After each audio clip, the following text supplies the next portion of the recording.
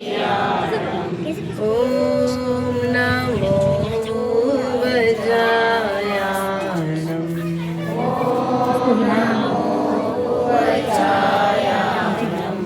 ॐ नमो लोये सवेसागुणम्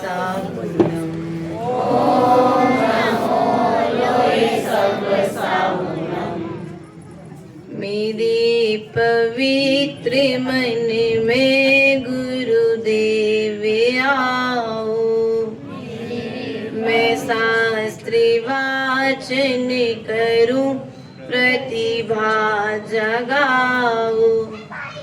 अरहंत भासित सभी श्रुति देवताओं, क्या बोलना अब मुझे तुम्हें ही बताओ, क्या बोलना अब मुझे तुम्हें ही बताओ। बोले अनंत अनंत सिद्ध परमेश्वरी भगवान की जय। देवादिदेव मूलायक आदिनाथ भगवान की जय। शासन नायक भगवान महावीर स्वामी की जय। आचार्य भगवंत कुंद कुंद देवी की जय। आचार्य भगवंत विराग सागर जी महाराज की जय। आचार्य गुरुवर 108 विशुद्ध सागर जी महाराज की जय। आचार्य भगवंत 108 विभव सागर जी महाराज की जय। द्वादशांग चिन्वाणी माता की जय।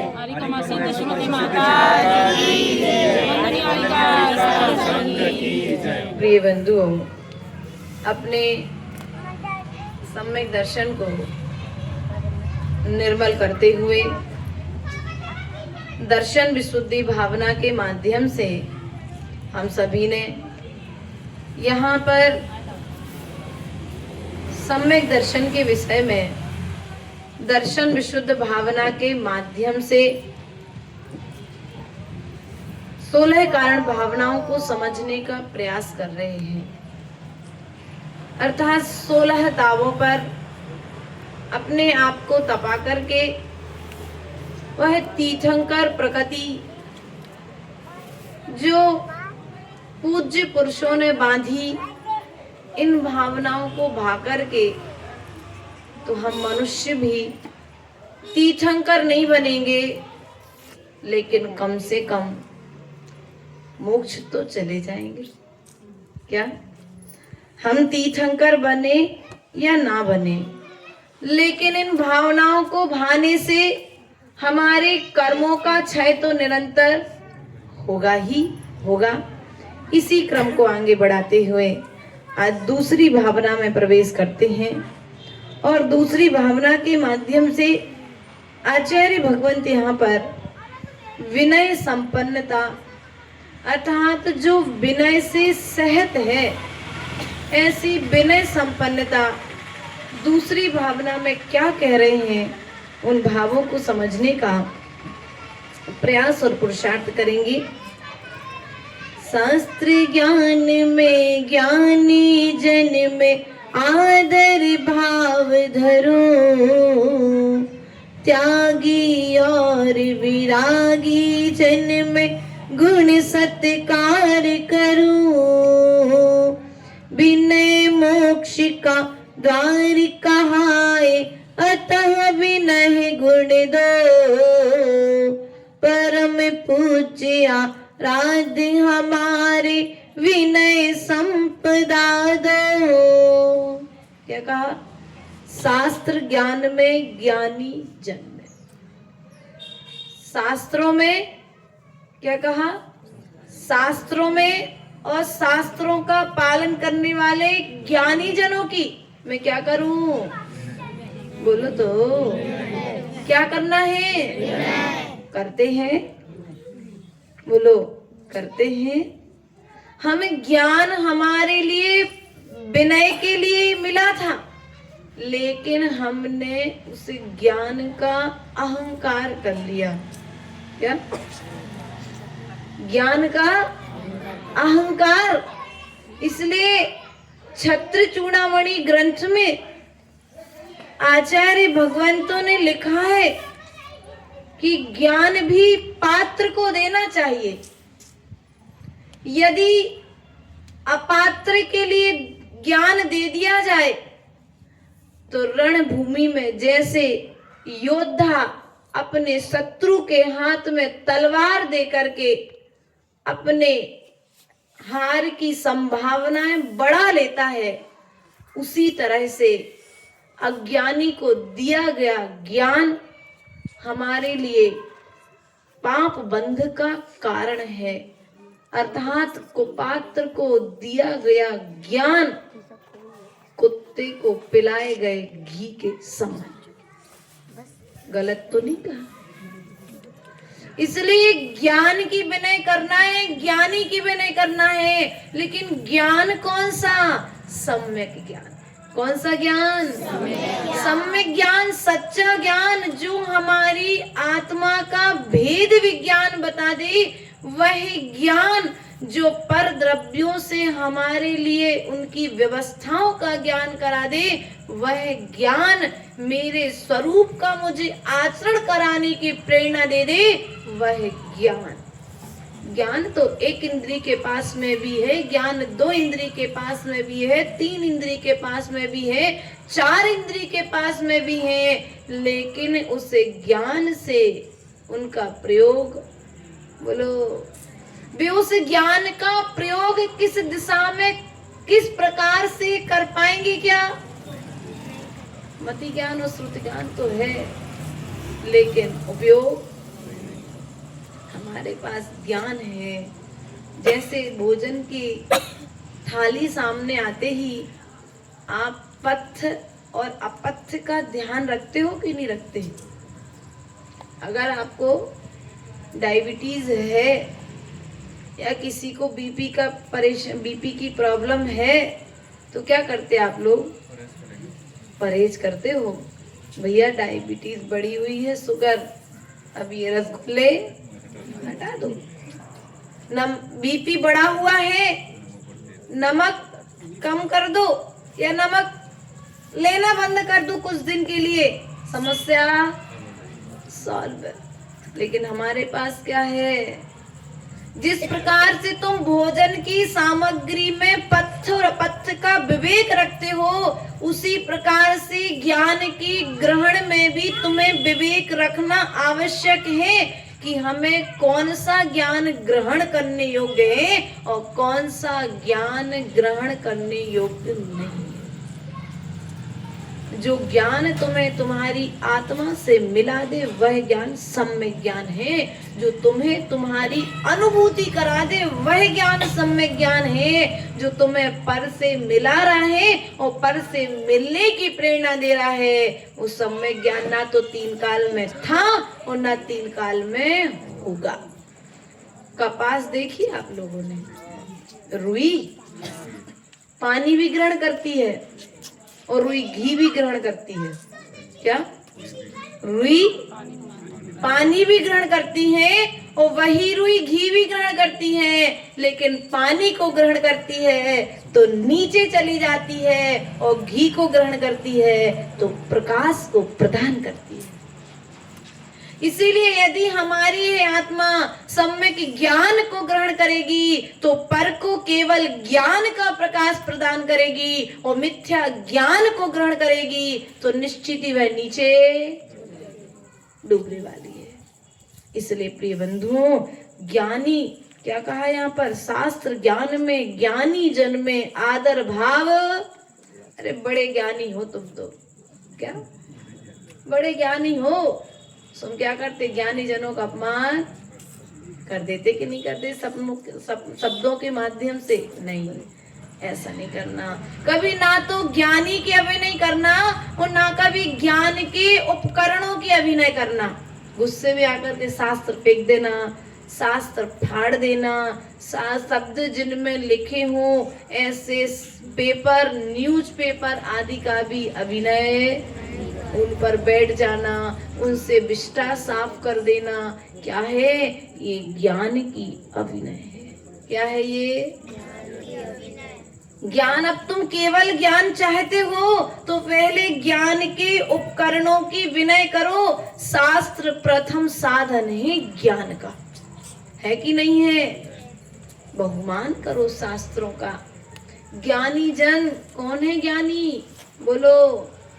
आगम के हिसाब से कहा जाए तो केवल ज्ञान को जिन्होंने प्राप्त कर लिया है वे ही ज्ञानी हैं। लेकिन उपचार की दृष्टि से कहा जाए तो हम सब ज्ञानी हैं, क्योंकि ज्ञान के बिना तो कोई भी जीव नहीं है। जितने जितने जीव हैं उन सब में ज्ञान भरा हुआ है, लेकिन शक्ति की अपेक्षा से तुम अपने ज्ञान को जागृत करके केवल ज्ञान को प्रकट कर सकते हो। और वे एक इंद्रिय आदि के पास में जो ज्ञान है वे अपने ज्ञान के माध्यम से केवल ज्ञान को प्रकट नहीं कर सकते, अर्थात जो ज्ञान उनके पास में उस ज्ञान का उपयोग भी, बोलो ठीक है। खड़े हैं, चल करके कहीं जाना चाहे तो जा सकता क्या वृक्ष? भूख लगे तो उठा करके खा सकता क्या? ठीक है, भावना करेगा सब तरह की। लेकिन इसलिए प्रिय बंधुओं, शास्त्र ज्ञान में ज्ञानी जन में आदर भाव, हमेशा आदर का भाव रखो। भगवान से एक बार जरूर कहना, ये अपनी आत्मा से अपनी भावना निरंतर करते रहना कि भगवान मुझे ज्ञान हो या ना हो, लेकिन कभी ज्ञान के उपकरणों की और कभी ज्ञानी की अभिनय ना हो। कभी भी शास्त्र का वाचन यदि कहीं पर चल रहा हो तो ऐसा मत करना तुम लोग जैसा करते हो कि समझ में नहीं आ रहा सो पीछे बैठे बैठे मोबाइल चलाने लगे, बातें करने लगे। आज समझ में नहीं आ रहा, चिंता मत करो, सुनने का संस्कार बना लो। क्या? सुनने का संस्कार बना लो। इस भाव में आचार्य भगवंत भट्टकेर स्वामी ने मूलाचार ग्रंथ में लिखा है कि विनय पूर्वक ग्रहण की गई विद्या यदि तत्काल तुम्हें समझ में नहीं आए, लेकिन किसी ना किसी भाव में वह विद्या जरूर स्मरण में आएगी ही आएगी। इसलिए विनय पूर्वक ज्ञान को ग्रहण करो। कभी ज्ञानियों की अभिनय, अरे हमें तो तुमसे ज्यादा आता है, लेकिन ध्यान रखना अपने जैन शास्त्रों में सम्यक दर्शन, सम्यक ज्ञान और सम्यक चारित्र की पूजा है। ज्ञान कम भी हो तो चलेगा, लेकिन चारित्र, बोलो, अगर चारित्र नहीं है तो ज्ञान का कोई मतलब। टन बराबर कण बराबर ज्ञान, क्या? कण बराबर ज्ञान और टन बराबर चारित्र। अगर किसी के पास में कण बराबर भी चारित्र है तो वो हमारे लिए श्रेष्ठ है। इसलिए प्रिय बंधुओं, हमेशा ज्ञानियों की विनय करो, क्योंकि हमें विनय संपन्नता जो दूसरी भावना है, वह विनय भावना यदि हमारे भीतर में प्रवेश कर जाए तो कभी हम किसी की अभिनय नहीं करेंगे। आज व्यक्ति अभिनय का कारण क्या है? क्योंकि प्रत्येक व्यक्ति ने अपने आप को ज्ञानी मान लिया है। क्या? प्रत्येक व्यक्ति ने अपने आप को ज्ञानी मान लिया, अर्थात अपने आप को इतना श्रेष्ठ मान लिया, इतना श्रेष्ठ मान लिया है कि उसे दूसरे के भीतर के गुण दिखाई नहीं देते। अपना बेटा इतना श्रेष्ठ है कि पड़ोसी का बेटा, पड़ोसी के बेटे के गुण दिखाई, ऐसी हमारी स्थिति है। हमने अपने आप के लिए इतना श्रेष्ठ मान लिया है कि हमें दूसरे के गुण भी अवगुण रूप में दिखाई देते हैं। इसलिए प्रिय बंधुओं, दूसरों की भी विनय करो और अपनी भी विनय करो, अपने गुणों का सम्मान करो। दूसरों के लिए तो देना ही देना है, लेकिन तुम्हारे अंदर यदि योग्यता है तो उस योग्यता को आचार्य गुरुदेव कहते हैं, उस योग्यता का प्रयोग, उसे अपने क्षयोपशम का प्रयोग उस योग्यता को निखारने में करो। तुम अपने उपयोग के माध्यम से अपनी योग्यता को निखार भी सकते हो और तुम अपने क्षयोपशम के माध्यम से अपनी योग्यता को बिखरा भी सकते हो। अब तुम्हें निखारना है कि बिखेरना है। क्षय उपशम के माध्यम से, मोबाइल आदि के माध्यम से अपनी योग्यता को बर्बाद मत करो, अपने क्षय उपशम को बर्बाद मत करो, क्योंकि ये क्षण तुम्हारे लिए मिला है अपने क्षय उपशम को निखारने के लिए, अर्थात क्षय उपशम को बढ़ाने के लिए। और हम इसका प्रयोग कहाँ पर कर रहे हैं? विनय त्यागी और विरागी जन में गुण सत्कार। बोलो, त्यागी जन और जो त्यागी हैं अपने नगर में, ज्ञानी कम है लेकिन त्यागी, बोलो, ज्ञानी कम है लेकिन त्यागी ज्यादा है, तब भी हमें उनका बहुमान करना चाहिए, गुण सत्कार करूं। विनय मोक्ष का द्वार कहा है। क्या कहा? विनय। कलश देखा? कुएं से पानी भरते हो आप लोग, कलश डालते होगे, डोरी में बांधते होगे, तो कलश जाकर के सीधा डूब जाता कि झुकता है? कलश झुकता है तो भर कर के निकलता है।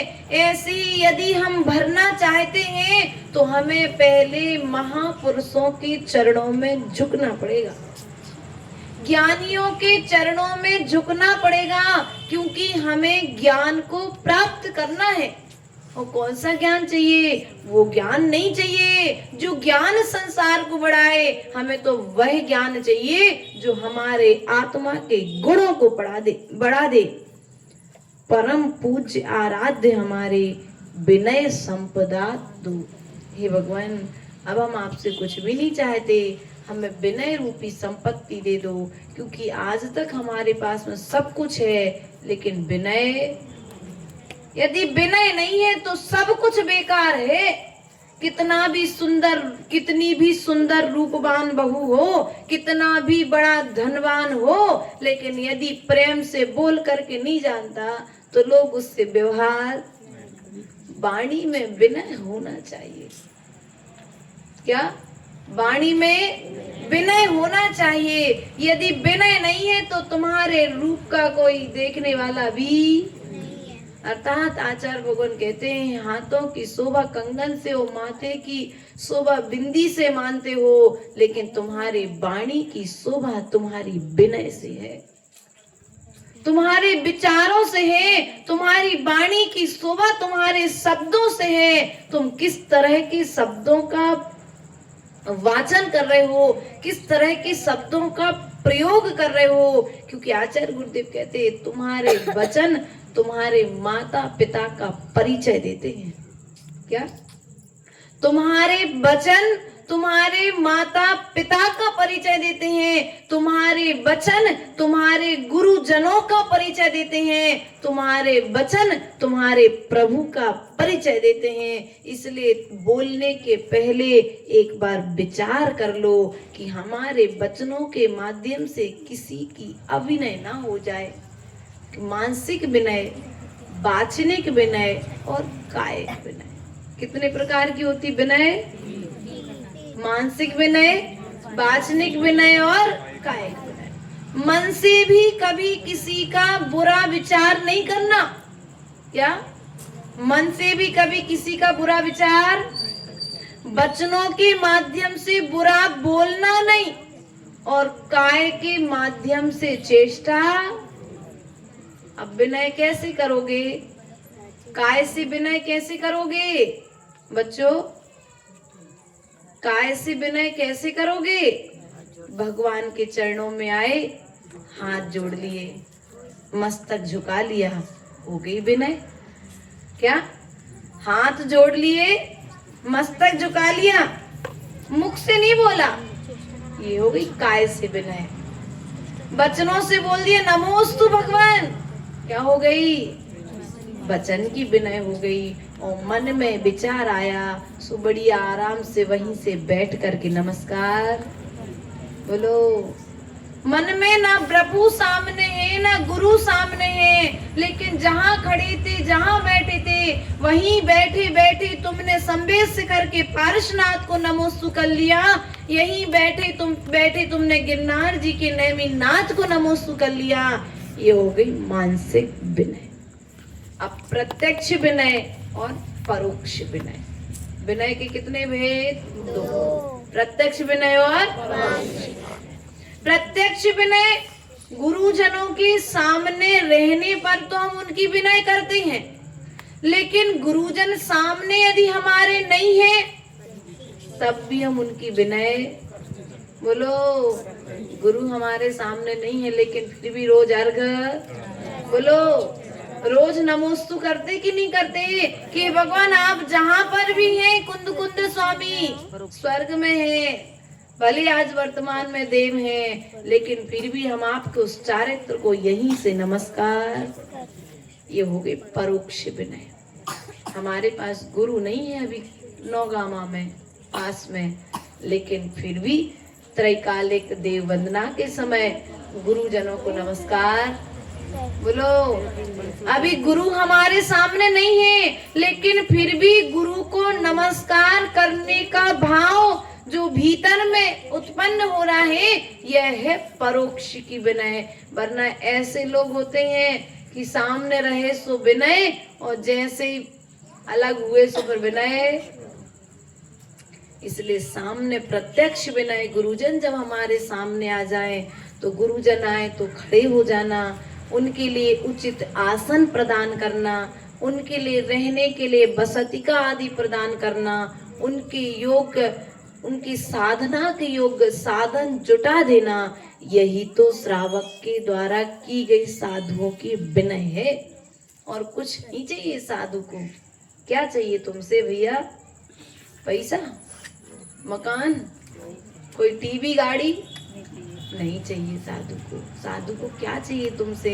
तुमने साधना के योग साधन जुटा दिए, सो विनय के फल से देखो। वह सूकर का नाम सुना आप लोगों ने, और एक स्यार का नाम भी सुना होगा। पूर्व की पर्याय में एक सामुदायिक भवन का निर्माण कराया गया, और सामुदायिक भवन का निर्माण कराने के पश्चात में सभी साधुजन उस सामुदायिक भवन में आकर के रुकने लगे।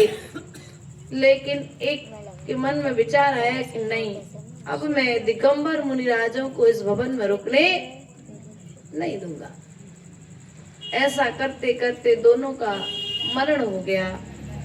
तो एक मरकर के सूकर बना और दूसरा मरकर के स्यार बन गया, शेर बन गया। और वह मुनिराज जंगल में गुफा में बैठकर के साधना कर रहे थे। सूकर जंगल में विचरण करते उस गुफा के पास में पहुंचा।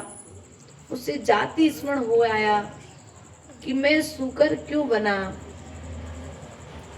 और उसने मुनिराज को नमस्कार आदि अपने भावनाओं के माध्यम से किया। और उसने देखा कि मुनिराज जिस गुफा में विराजमान है, उस गुफा की ओर एक सियार मुनिराज को अपना ग्रास बनाने के लिए आ रहा है। वह उस गुफा के सामने में खड़ा हो गया, अर्थात उसने मुनिराज के लिए आवास दान प्रदान किया। और उस आवास दान में ग्रंथों में किसी श्रावक का नाम नहीं आया, उस आवास दान में एक सूकर का नाम आचार्यों ने लिख दिया। इसलिए प्रिय बंधुओं, कभी मुनिराजों पर उपसर्ग आ रहा हो तो उस उपसर्ग को हटाना भी तो गुरुओं की विनय है। क्या? उपसर्ग का निवारण करना भी तो गुरुजनों की विनय है। इसलिए निरंतर निरंतर अपनी शक्ति के अनुसार गुरुजनों की विनय हमें करते रहना चाहिए। प्रत्यक्ष में भी करना चाहिए और परोक्ष में भी करते रहना चाहिए। इन्हीं भावनाओं के साथ भगवान महावीर स्वामी की परम पूज्य आचार्य गुरुवर 108 विभव सागर जी महाराज की